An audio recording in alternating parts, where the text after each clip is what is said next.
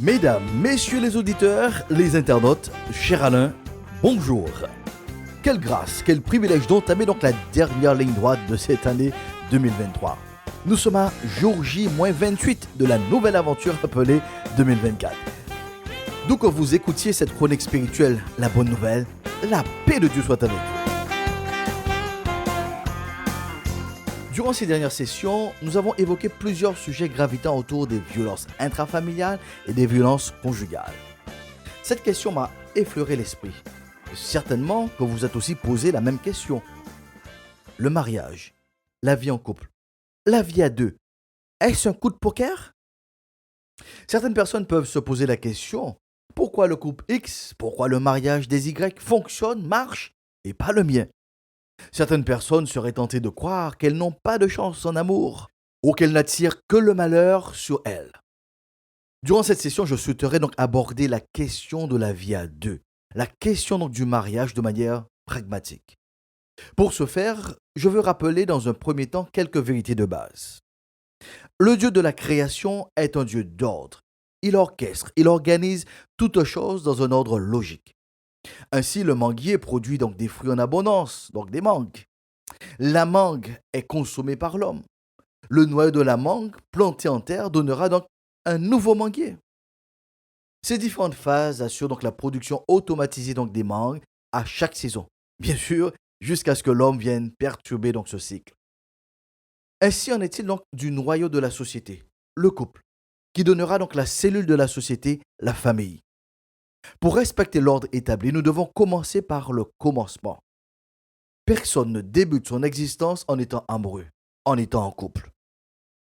Aussi simple que cela puisse le paraître, la vie commence par le célibat. Nous nous entendons bien.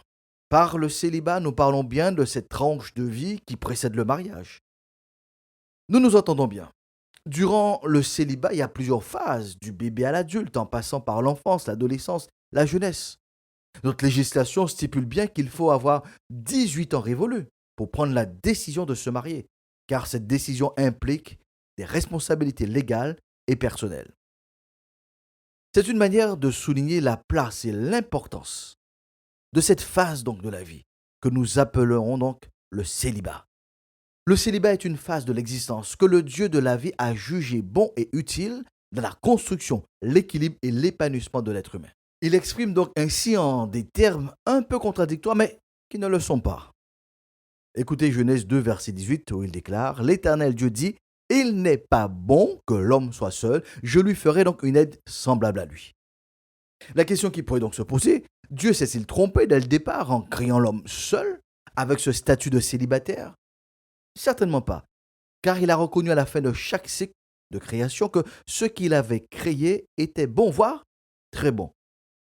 Aujourd'hui, qui s'aventurait à prôner le mariage dès l'âge de 3 ans? Cela ne frôlerait même pas l'esprit d'un homme.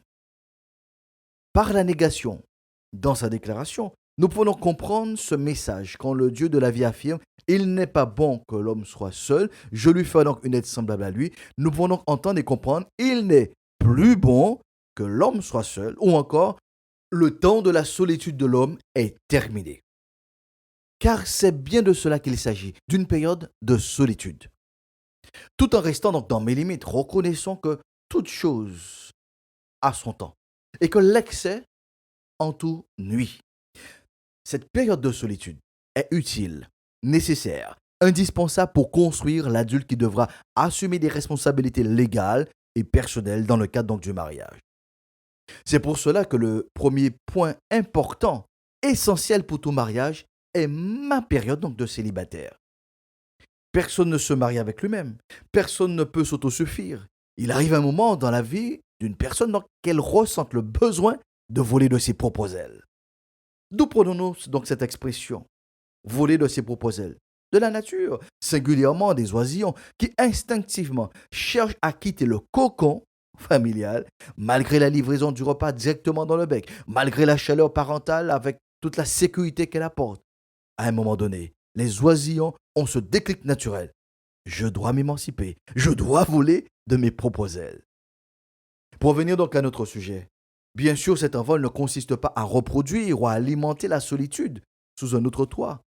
Et même si c'est le cas, ce principe résonnera dans cette nouvelle demeure. Il n'est pas bon que l'homme ou la femme soit seul. Une aide semblable est nécessaire pour la nouvelle tranche de vie. Madame, monsieur, vous qui écoutez cette chronique spirituelle, la bonne nouvelle, certainement, vous n'êtes plus dans la première tranche de vie appelée le célibat. Mais en faisant une analyse de votre parcours de vie, vous reconnaissez que la personne que vous êtes aujourd'hui est en grande partie liée à la gestion que vous avez faite de cette tranche de vie appelée le célibat. Madame, monsieur, vous qui écoutez cette chronique spirituelle, la bonne nouvelle, peut-être vous êtes en plein dans cette première tranche de vie appelée le célibat. Alors, dans un projet de mariage, il est vrai que l'on est attentif aux apports en nature, aux apports financiers qui ont leur place. Un projet de mariage, c'est d'abord deux personnes, deux histoires, deux caractères, deux personnalités, deux visions donc du monde qui partageront un couloir commun qui est le foyer. Nous comprenons bien que les biens matériels, les comptes en banque peuvent répondre présent.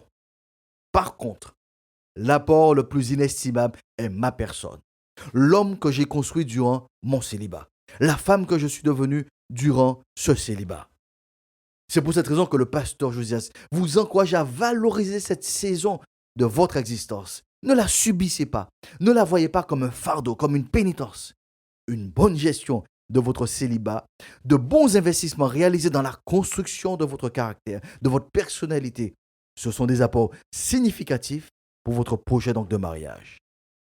Quand des personnes me demandent de les accompagner dans leur projet de mariage, je commence toujours par être à l'écoute de chacun individuellement, pour entendre, pour comprendre leur parcours de vie en tant que célibataire. Pour bien les accompagner, je dois m'imprégner de leur projet, de leur vision, de leur ambition, de leur aspiration de célibataire qui désirent fonder donc un foyer. Le mariage est un projet qui se prépare. Ne le préparez pas seul. Fonder un foyer est un projet qui se prépare. Cette préparation se fait durant le célibat. Et chacun pourrait donc s'interroger sur la préparation. Pour ceux qui ne sont plus célibataires, quel a été mon niveau de préparation? Avec quelle qualité? Pour ceux qui aspirent à fonder un foyer, demandez-vous quelle discipline de vie je m'impose aujourd'hui pour mon projet à venir.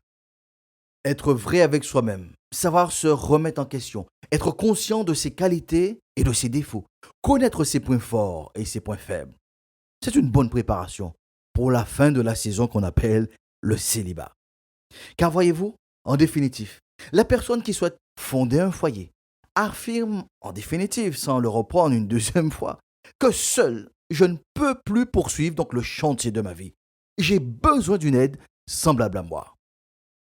Cette reconnaissance, cette affirmation de mon être intérieur, que j'ai besoin d'une aide semblable à moi, nous permettent de comprendre que l'une des racines du mariage est l'humilité. Si je n'ai pas besoin de l'aide de personne pour poursuivre le chantier de ma vie, si mon ego est si fort que je me suffis donc à moi-même, je ne suis pas prêt à mener à bien donc le projet de fonder un foyer avec une personne de sexe opposé. Retournons donc ce principe. Le célibat me conduit à une humilité où j'exprime mon besoin d'aide pour sortir donc de la solitude. Le temps qui nous est donc imparti est presque donc arrivé à son terme. Nous poursuivrons donc notre réflexion sur la question « Le mariage est-ce un coup de poker ?» Dès notre prochaine session, nous continuerons donc notre réflexion en considérant un autre aspect de la problématique.